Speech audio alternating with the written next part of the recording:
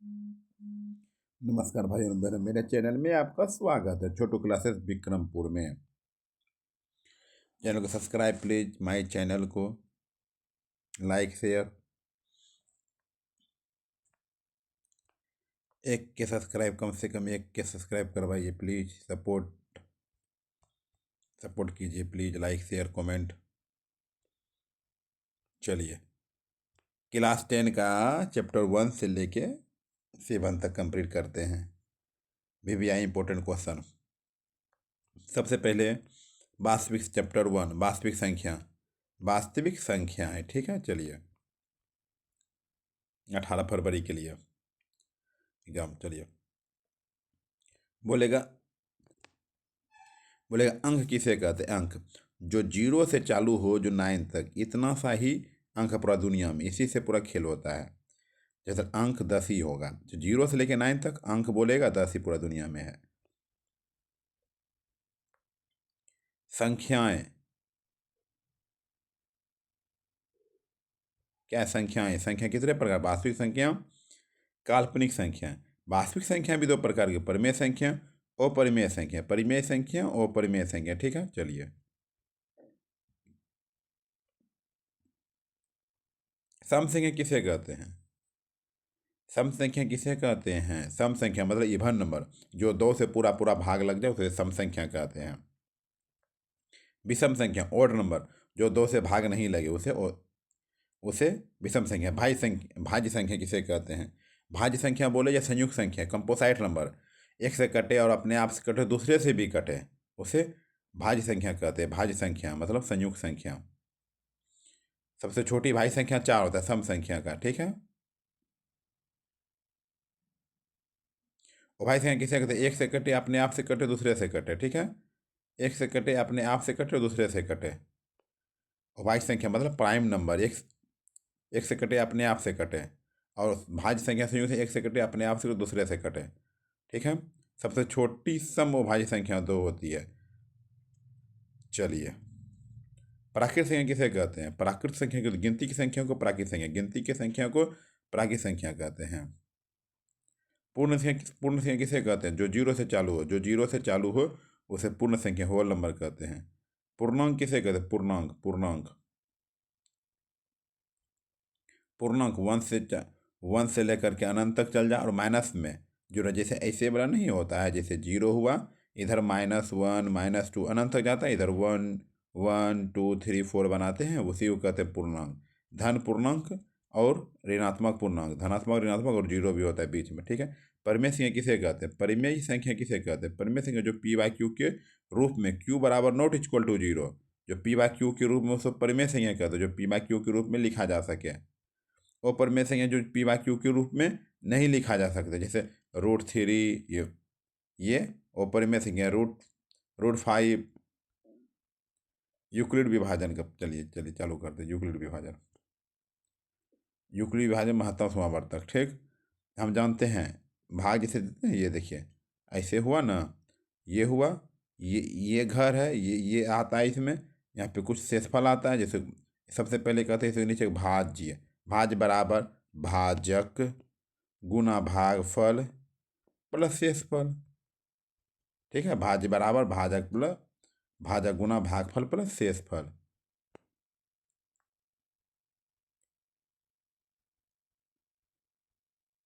दो क्रमांक संख्या का ICF क्या होता है? दो क्रमांक संख्या रहेगा ना, उसका ICF 1 वो ऑब्जेक्टिव में क्वेश्चन देगा। दो क्रमांक संख्याओं का ICF 1 होता है। दो लगातार सम संख्याओं का ICF 2 होता है। दो लगातार सम संख्याओं का ICF निकालेंगे 2 होगा।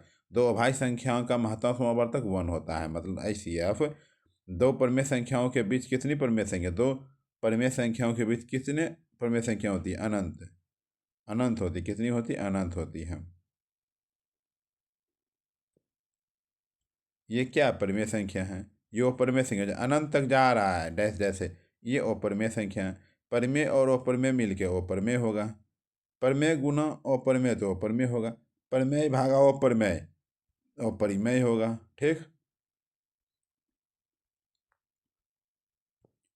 देखिए रेकरिंग वाला में सीधा सवाल है, सीधा सवाल। ऊपर में रेकरिंग रहे, ऊपर पे रेखिए 0.6 है ना, ऊपर पे रेकरिंग रहे, 6 लिखिए, ऊपर के रेखनी का नो डाल दीजिए, उसके बाद काटा फटा दीजिए, जो कटेगा काटा दीजिए। ओके, वही ऊपर पे 2 रेखनी इसमें है, 2 को नो हो गया, बुक हो गया इसका। जितना रेखनी उतना नो। इसमें देखिए 1 रेखनी है, पहले पूरा संख्या लिख देंगे, जितना संख्या लिख देंगे 31 लिख दिए, उसे रेखनी नहीं है उसको घटा देंगे। 1 रेखनी का 1 नो हुआ, रेखनी नहीं 1 जीरो डाल देंगे, उसे घटा करके डाल देंगे। खाली रेखनी जितना रेखनी उतना, जितना रेखनी नहीं उतना जीरो। ये अभाज्य गुणनखंड, अभाज्य गुणनखंड क्या है? एलसीएम है, एलसीएम निकालिए, बन गया। एलसीएम जानते हैं, ठीक है, रिवीजन फास्ट। यूक्लिड विभाजन विधि का, यूक्लिड विभाजन एल्गोरिथम ए बराबर बी क्यू प्लस आर, मतलब भाज्य बराबर भाजा गुना भागफल प्लस वही हुआ। एलसीएम और एचसीएफ, मतलब पहली संख्या गुना दूसरी संख्या बराबर एलसीएम गुना एचसीएफ। पहली संख्या बोलेगा तो ये चल जाएगा, नीचे भाग में चल जाएगा, ठीक है। दूसरी संख्या बोलेगा तो पहली संख्या नीचे चल जाएगा, कभी एलसीएम बोल देगा तो इस एचसीएफ नीचे चल जाएगा। शांत किसे कहते हैं? शांत और शांत, शांत शांत और शांत किसे कहते हैं? डायरेक्ट बोलेगा शांत किसे? जो जैसे ये 4/5 है, 5 से भाग लगेगा 4 में, पूरा पूरा कट गया, से पूरा पूरा कट भाग लग गया, उसे शांत कहते हैं। पूरा पूरा भाग नहीं लगा उसको अशांत कहते हैं, ठीक है। चलिए, सह अभाज्य संख्या एचसीएफ एक होता है, ठीक है।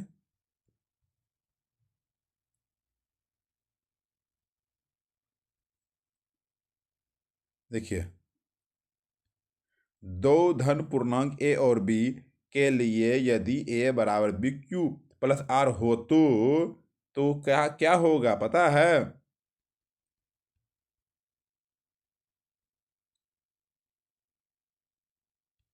तो डी नंबर ऑप्शन होगा,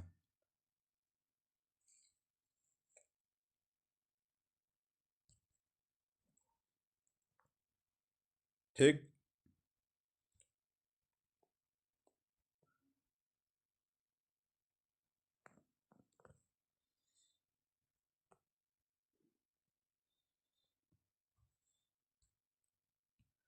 परिमेय संख्याओं और अपरिमेय संख्याओं के समूह को क्या कहते हैं? परिमेय संख्याओं और अपरिमेय संख्याओं के समूह को वास्तविक संख्या कहते हैं। क्या कहते हैं? वास्तविक संख्या कहते हैं। क्या कहते हैं? वास्तविक संख्या कहते हैं।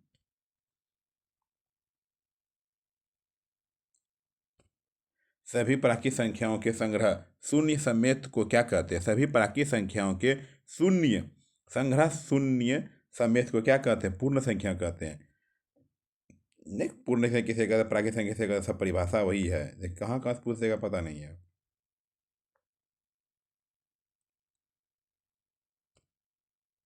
यूक्लिड विभाजन एल्गोरिथम का अनुप्रयोग होता है दो धनात्मक पूर्णांकों के महत्तम समावर्तक, ठीक है, ये वाला निकालने में।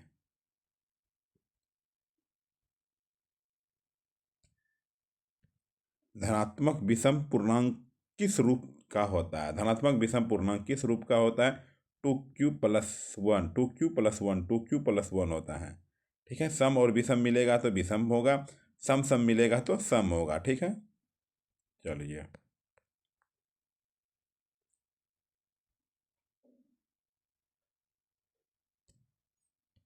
निम्नलिखित में से कौन सी सबसे छोटी प्राकृतिक संख्या?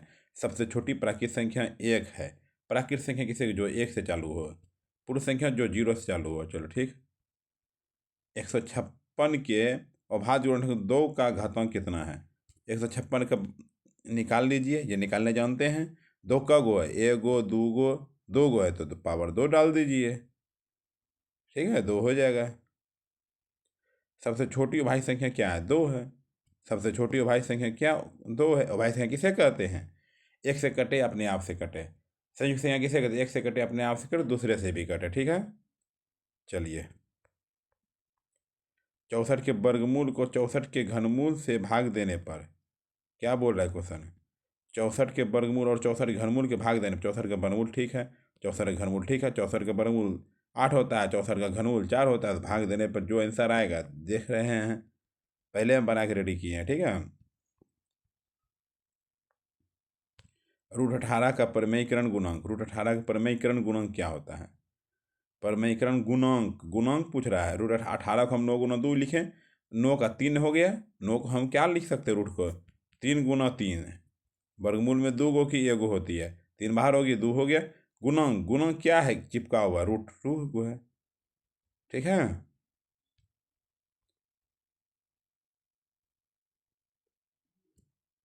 यदि ए और बी दो अभाज्य संख्या है तो ए और बी का लघुत्तम समावर्तक क्या होगा? क्या बोले थे? ए और बी लघुत्तम डायरेक्ट एक होगा। ए बी है तो ए बी होगा, ठीक।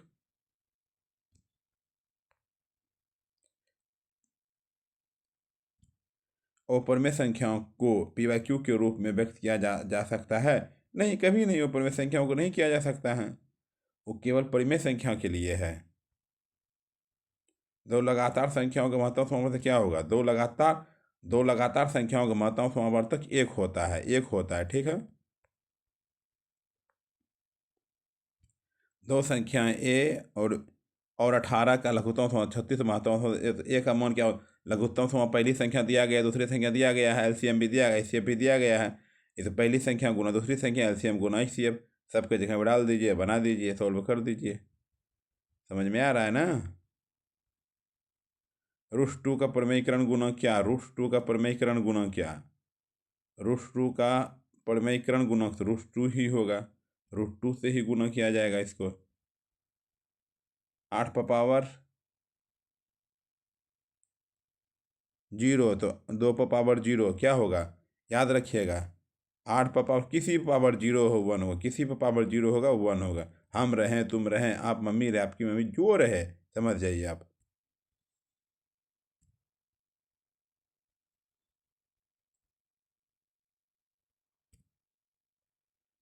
संख्याएं 135 और 225 एचसीएफ ज्ञात करने के लिए यूक्लिड विभाजन विभाजन निरूपण तकनीक करें। ए बराबर दिया गया, बी बराबर दिया गया। चरण, दो बड़ी मम्मी को उठाइए, बड़ी, फिर इसको लिखिए, बड़ी को लिखें, इसको लिखिए। इसमें क्या क्या गुना करें? गुना करे, क्या गुना करें? 1 से करे, 2 से करे, इसके बगल वाली आना चाहिए। 1 से करिए, 2 से कीजिए, कुछ लिखिए, जो बचा से इस पर यहाँ लिख दीजिए, ठीक है।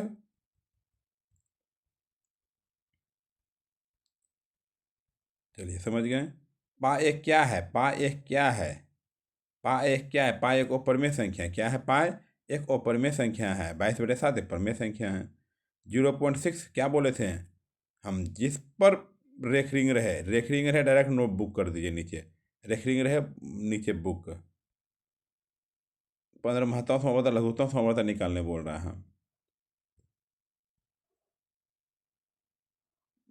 अभाज्य गुणनखंड विधि का इतना इतना का महत्तम समावर्तक लघुत्तम समावर्तक 15 और 12 लिख दिए।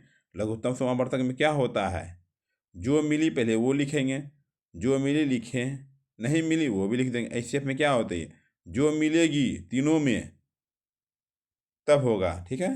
हो गया, यही नियम, यही याद करना पड़ेगा, दिमाग में रखना पड़ेगा। व्याख्या कीजिए। भाज्य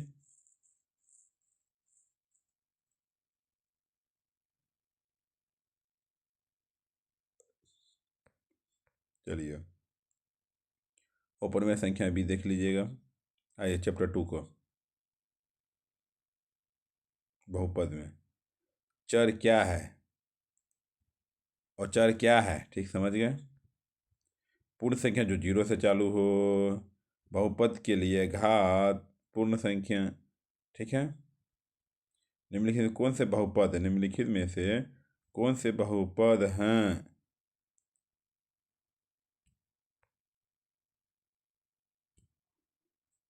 ठीक है, x², ये रूट वाला तो नहीं होगा, कभी नहीं होगा। नीचे रूट है तो ये पाव ऐसा रहेगा तो नहीं होगा। इसमें √x लगा हो तो कभी नहीं होगा। एक बचा वो हो जाएगा। बहुपद प्रकार उनका व्यापक, ठीक है, व्यापक हो गया ये ax² plus bx plus c, ठीक है। बहुपद के प्रकार, घात के आधार पर जब एक एक हो रेखिक, दो द्विघात बहुपद कहते, त्रिघात बहुपद कहते। कौन रैखिक बहुपद व्यंजक, कौन रैखिक बहुपद व्यंजक है? x 2x-5 रैखिक है। देखिए, मतलब एक पावर एक होना चाहिए। सबसे बड़ी घात घात पूछे तो डायरेक्ट जो बड़ा है y पर पावर 2 तो 2 मार दीजिएगा। एक क्वेश्चन आता है जरूर। किसी बहुपद की घात घात क्या होती है? किसी बहुपद की घात क्या होती है? पूर्ण संख्या होती है। किसी बहुपद की घात क्या होती है? पूर्ण संख्या होती है। इसका घात घात क्या बोले थे? सबसे पावर 3 है, इसमें तो 3 हो गया। गुणनखंड निकालने जानते हैं ना? गुणनखंड को आगे वाली और पीछे वाली गुणा कीजिए। क्या आया? 6 आया। 6 को ऐसा तो बीच वाली होना चाहिए। 3 गुना 2, 3 + 2 को लिख दिए, हो गया, वही हुआ आंसर। गुणनखंड बनाने का यही नियम है। ग्राफ, ठीक है। ग्राफ एक्स अक्ष को जितने बिंदुओं पर प्रतिच्छेद करें। किसी बहुपद पी एक्स के लिए y बराबर पी एक्स का ग्राफ नीचे आकृति में दिया गया है। पी एक्स बराबर कमी होनी चाहिए -1 2। महत्वपूर्ण सूत्र यदि द्विघात बहुपद a x square plus b x plus c बराबर 0 हो तो अल्फा और बीटा हो तो अल्फा प्लस बीटा का फॉर्मूला क्या होता है? अल्फा प्लस बीटा का फॉर्मूला क्या? -b/a अल्फा इंटू बीटा का c/a। Alpha plus beta into ई ऐसे रहेगा तो -b/c होगा, ठीक है। Alpha plus beta -b/a, alpha into beta c/a, alpha into beta c/a, alpha into beta c/a। बहुपद बहुपद x square minus alpha plus beta into x plus alpha into beta.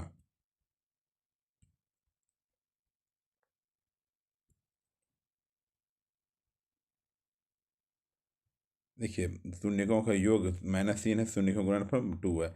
योग देखिए ये दिया गया, गुणनफल ये दिया गया। ये याद कर लीजिएगा फार्मूला, ठीक है। फार्मूला ये होता है x x square minus alpha plus beta x plus alpha into beta x alpha plus beta, ठीक है। ठीक है, बन गया द्विघात बहुपद। घात एफ, खाली एक्स के जगह पे 1 डाल दीजिए, ऐसा रहे। एक्स के जगह पे 1 डाल दीजिए, ठीक है। यहाँ डाला ना 1 ना, क्या हुआ? 0 आंसर आया। द्विघात के शून्यकों की संख्या कितनी होती है? द्विघात के शून्यकों की संख्या तो 2 होती है। कौन ही खत्म, 2 हो गया। त्रिघात बहुपद का सबसे व्यापक रूप होता है x cube plus b x square plus c plus d. ये देखिए, x square minus 2x plus 6 alpha into beta c/a। Alpha into beta क्या होता है? c/a। अल्फा अल्फा प्लस ये निकालना है, ठीक है। अल्फा प्लस बीटा देख क्या होता है? -b/c होता है, फॉर्मूला ये होता है। अल्फा प्लस बीटा का होता है -b/a alpha into beta c/a, और बटे में 1/अल्फा प्लस 1/बीटा, तो -b/c -1/3 -1/3। यहाँ ये तीसरा चैप्टर के बारे में कुछ जानते हैं, ठीक है। दो चर वाले रैखिक समीकरण, दो चर योग में, ठीक है। देखिए ऐसा रहेगा तो प्रतिच्छेद संगत एक एक हल होगा। ये नहीं होगा तो वो संगत कोई हल नहीं होगा। ये संगत हल है। ये 1/, ठीक है, देख लीजिए। धन्यवाद।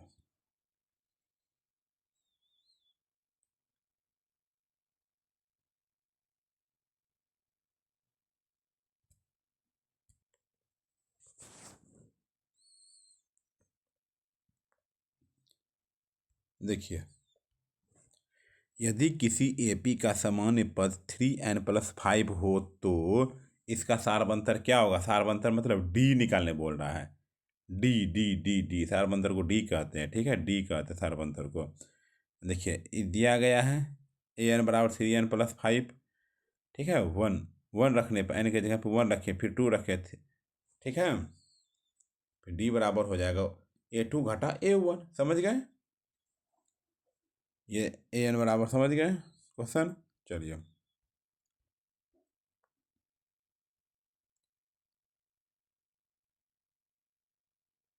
चतुर्थ पाठ जानते हैं ना? प्रथम पाद, द्वितीय पाद, तृतीय पाद। ये फर्स्ट पास प्लस प्लस होता है, माइनस प्लस होता है, माइनस माइनस होता है, प्लस माइनस होता है। ठीक है, ये याद कर लीजिएगा। चतुर्थ पाद माइनस माइनस प्लस हो जाएगा, और क्या दे प्लस माइनस प्लस, चतुर्थ पाद हो जाएगा। ठीक है, ठीक है, याद रखना पड़ेगा इसको आपको।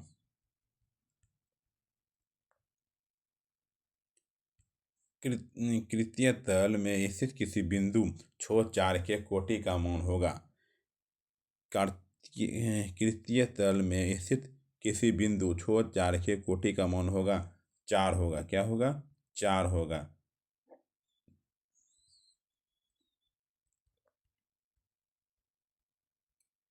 बिंदु के बीच की दूरी क्या होती है? बिंदु के बीच की दूरी, क्या होती है? ये हुआ x1 y1 x2 y2। ठीक है, अब बीच की दूरी का फॉर्मूला होता है x2 घटा x1 y2 घटा y1। ठीक है, x2 घटा y1 y2 घटा y1। ठीक है, फार्मूला बन गया 4 नंबर। याद करना पड़ेगा।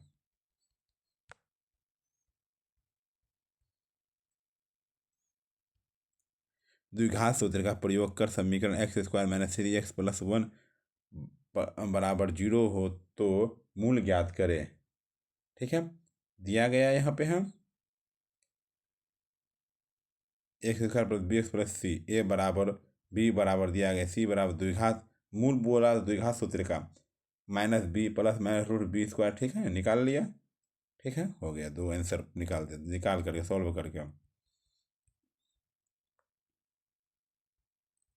आए। फिर बोलो दूरी निकालने के लिए। क्या बोला? दूरी निकालने के लिए, दूरी निकालने बोले direct a square x square y square x square plus y square निकाल दिए डायरेक्ट। एक्स ये दो गुने तो एक वाला है।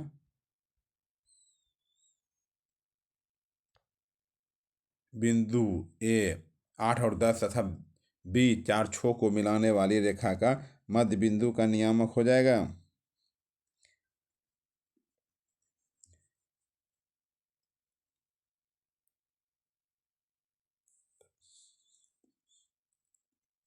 दोनों जोड़ करके 2 से भाग, क्या मध्य बिंदु बोलेगा ना। देखिए 4 और पहली वाले 8 4 12, फिर जोड़ देंगे, फिर 10 और 6, 10 6 16, 16 से मध्य बिंदु बोले तो 2 से भाग लगा दे 6 8। ठीक है, चलिए नया नया सीख रहे हैं। देखिए सीखिए आप। देखिए किसी बिंदु की वाई अक्ष से दूरी तक बिंदु का कहलाता है, क्या कहलाता है? वाई अक्ष क्या? एक्स निर्देशांक। वाई अक्ष की दूरी पर उस बिंदु क्या कहलाता है? एक्स अक्ष ही नहीं कहलाएगा। वाई अक्ष दिया गया तो एक्स अक्ष कहलाएगा। पहली वाली को भुज कहते हैं, जैसे एक्स और वाई दिया गया, इसको कहता है भुज, इसको कहते हैं कोटि। ठीक है, भुज और कोटि, भुज और कोटि, समझ गए? किसी बिंदु की एक्स अक्ष से दूरी उस बिंदु का कहलाती है, कोटि कहलाती है। किसी बिंदु की एक्स अक्ष की दूरी उस बिंदु का कहलाती है, कोटि कहलाती है।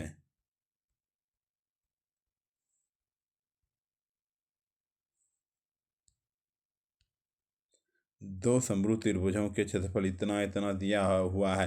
यदि पहले त्रिभुज की ऊंचाई इतना तो दूसरे त्रिभुज की ऊंचाई क्या होगी?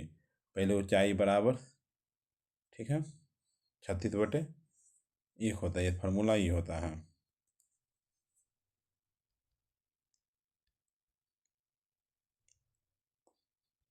ठीक है, समझ गए?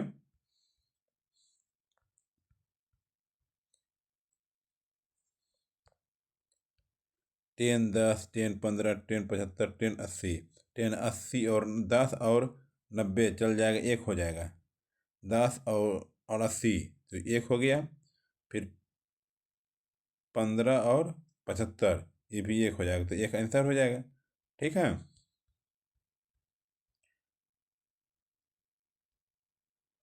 त्रिभुज ए बी सी समकोण त्रिभुज है जिस पर इतना इतना ए प्लस बी का कोण सी का मान 90 डिग्री, ए प्लस बी प्लस सी निकाले 180, ए प्लस बी का मान 90 डिग्री। ठीक है, 0 डिग्री।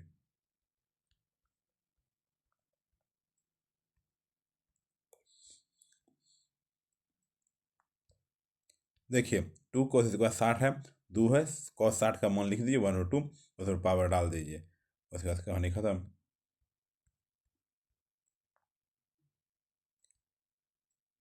इतना इतना दिया गया तो उसकी योगफल ही ज्ञात करें। ए बराबर दिया गया, डी बराबर निकालेंगे, दूसरी वाली से पहली वाली घटाएंगे, एस एन बराबर भी हो, देखिए यहाँ ये फार्मूला ये होता है ए एन बराबर, ठीक, फिर तब एस एन निकालेंगे, पहले ए निकालेंगे तब ना एस एन निकालेंगे, टोटल जोड़ेंगे। चलिए देखिए फार्मूला है ना, एस एन बराबर 12 ऊंचे खंबे की जमीन पर पड़ रही छाया, लंबाई 4√3 मीटर है, सूर्य का उन्नयन कोण 60 डिग्री। ठीक है, देखिए बना हुआ है।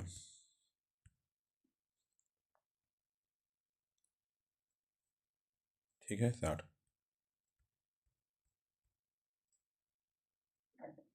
योगफल निकालने बोलेगा ना, सबसे पहले क्या करना है, ए बराबर दिया गया है, डी बराबर दिया गया है, ए एन 67 है, तो फार्मूला लगा दीजिएगा ये वाला, फिर बैठा दीजिए।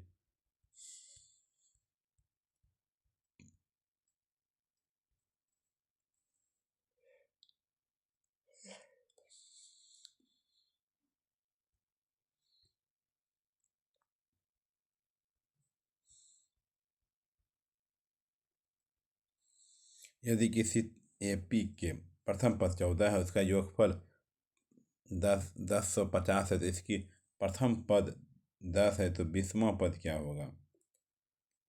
देखिए 14वां पद 10/50 है, ए बराबर 10 है, 10 पे निकालो, ए बराबर 20 बराबर निकालो, एस एन बराबर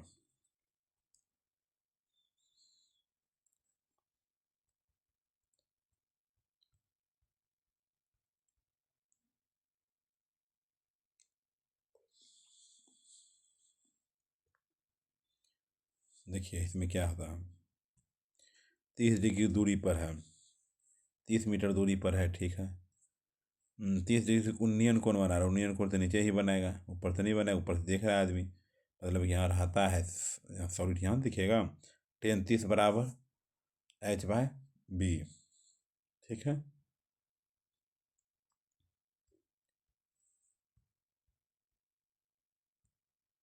दो वृत्तों के क्षेत्रफल 4:9 के अनुपात में है, इसकी त्रिज्या का अनुपात क्या है, 2:3 हो जाएगा, समझ रहे हैं।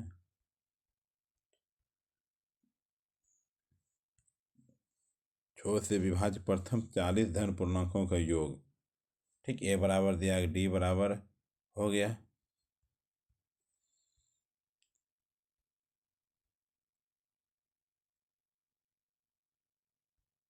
ठीक। 44 की परिधि वाले वृत्त की त्रिज्या, वृत्त की त्रिज्या क्या होता है, आर निकालना है, वृत्त की परिधि 2πr बराबर 44, परिधि बोलो या परिमाप बोलो, 2πr, 2πr बराबर 44, 2 से कटा, पाई आर बराबर 22, 22, 22 पाई का मन 22/7, आर निकालना है, 22 गया, आर का मन 7, ठीक है, परिधि बोल। यदि वर्ग का विकर्ण 16√2 है, तो वर्ग की भुजा, वर्ग का विकर्ण क्या होता है, √2a,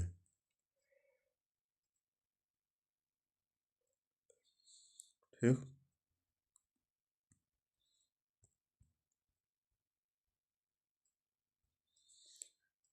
ए बराबर ए बराबर डी बराबर इतना इतना फैमिली है। ए का मान देखिए शुरू वाली, डी का मान पीछे वाली से दूसरी वाली से पहली वाली में घटाना पड़ेगा, ये फार्मूला हो गया, ठीक।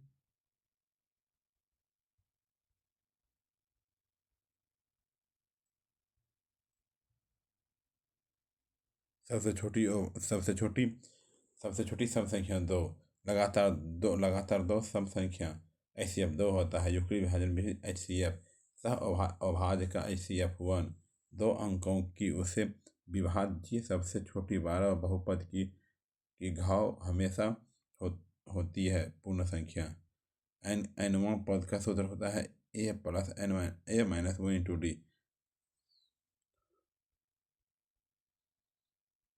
64 सेंटीमीटर स्क्वायर क्षेत्रफल क्षेत्रफल वाले वृत्त का व्यास। वृत्त का व्यास होना डी निकालना, पाया स्क्वायर बटे 64।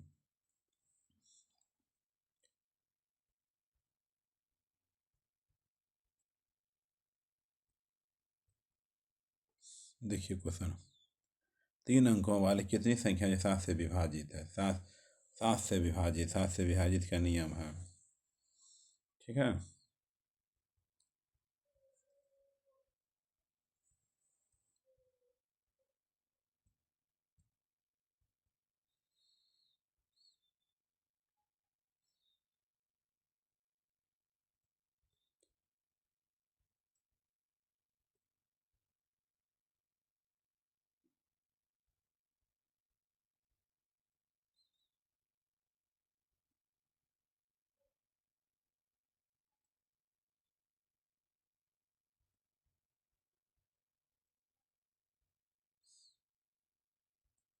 देखिए माध्य निकालने के लिए दोनों जोड़ करके 2 से भाग गया। परिसर निकाले, उच्च सीमा माइनस निम्न सीमा, फास्ट रिवीजन। बहुलक बहुलक वर्ग निकाल ले, बहुलक वर्ग में 40 घटाव 50। फार्मूला, ये बहुलक, ये फार्मूला दिमाग में रखिएगा तो हो जाएगा। तो 1 होता, ठीक है। देखिए, एक समकोण त्रिभुज की ऊंचाई आधार 7 सेंटीमीटर कम है, जैसे कर्ण 13 सेंटीमीटर कम है, तो दो भुजाओं का मान ज्ञात करें, ठीक है। बहुलक बराबर 3 गुना माध्यिका माइनस 2 गुना माध्य,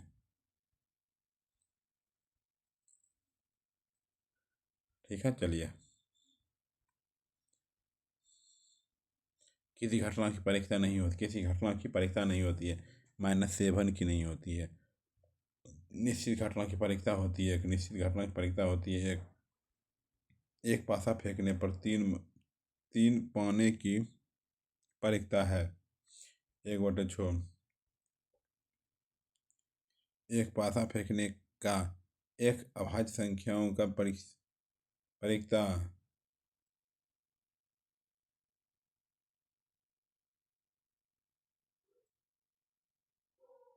ठीक।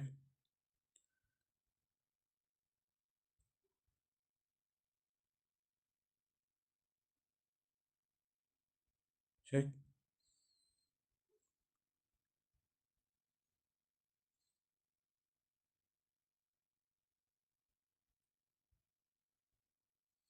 देखिए, एक सिक्के को एक बार उछालने पर चित पाने की परीक्षा, ठीक है, समझ गए। 52 टोटल नीचे, 4 ऊपर, 4 इक्का 4 होता है। परीक्षा, संभावना, घटना ई, परीक्षा।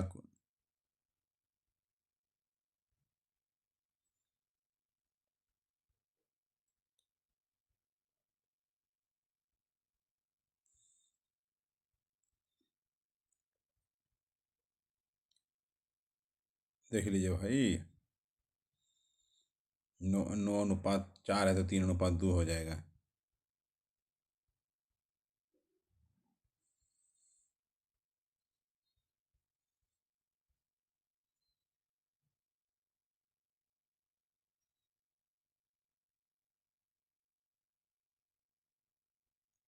ठीक है, सब फार्मूला है।